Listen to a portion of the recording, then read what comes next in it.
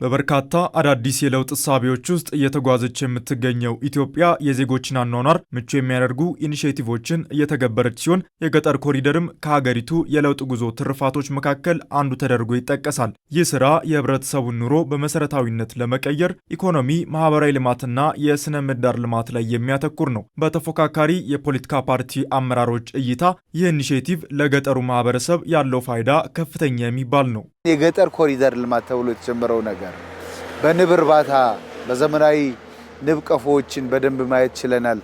በንቦቹ ቀፎዎች አጠገብ ደግሞ አበባዎች ተተክለው አይተናልና አግሮፎረስትሪው ራሱ በዛፎች ስር ያለው ቡና፣ ሌሎችንም ሙዝ፣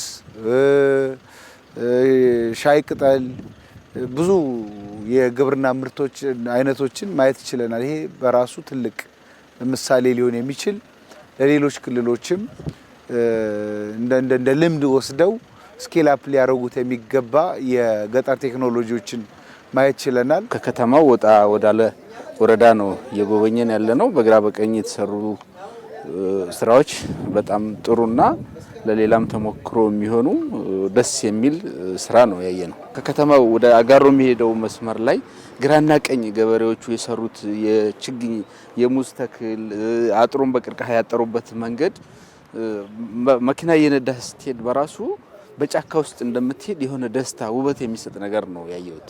የዜጎችን የምግብ ሉዓላዊነት ለማረጋገጥና የአኗኗር ዘይቤን ማሻሻል የሚያስችሉ የተለያዩ እሳቤዎችን በማመንጨት ገቢራዊ እንዲሆኑ እየተደረገ ነው። በተለይም ከዚህ ቀደም በባህር ዛፍ ብቻ የተሸፈኑ መሬቶችን ወደ ምርታማነት የመቀየር ተግባር በጅማ ዞን ውጤት እየታየበት ይገኛል። አሁን ያለውበት ማሳ እንግዲህ ከዚህ ቀደም ባህር ዛፍ የነበረ አሁን ግን ወደ ሻይ እርሻ ወይም ምርት እየተቀየረ እየተተከለ ያለውን ነው ያለ ነው።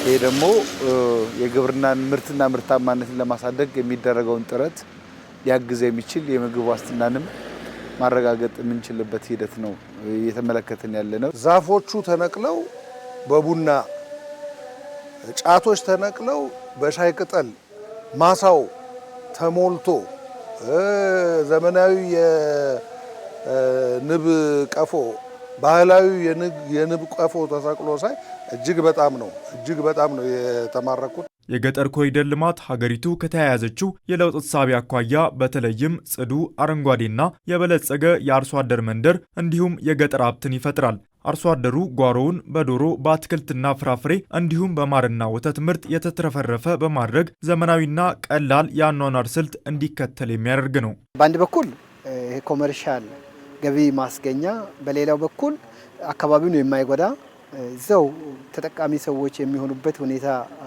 እየተቀየረ ያለውን በማየትም እጅግ በጣም ደስተኛ ነኝ። ገጠር ላይ ለምሳሌ ዘመናዊው የማር ቀፎ ሲደመር ባህላዊው አንድ ላይ ያሉበት ሽግግሩም እዛው የሚታይበትና ለውጦችንም በጋራ ማየት የምንችልበት የአርሶ አደሩንም ሕይወት ሊቀይር የሚችል ነገር ነው ያየሁት። በሀገር ላይም ሆነ ከግለሰብ እስከ ቡድን በአጠቃላይ ባለው ነገር የምታየው ነገር እርካታ ነው የሚሰጥህ።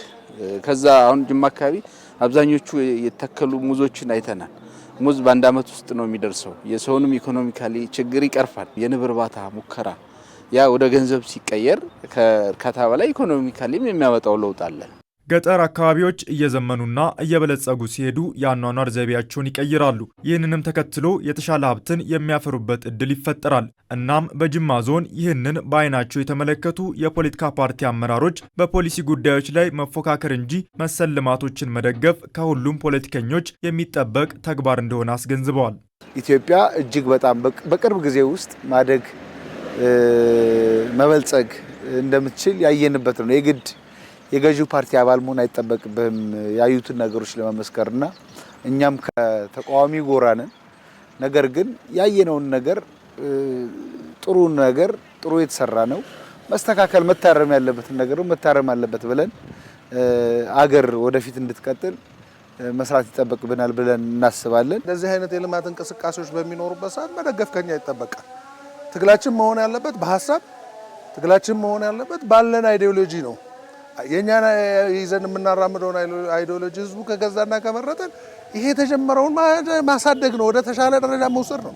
እኛም የምናገኘው ተሞክሮ የምናገኘው ልምድ አለ።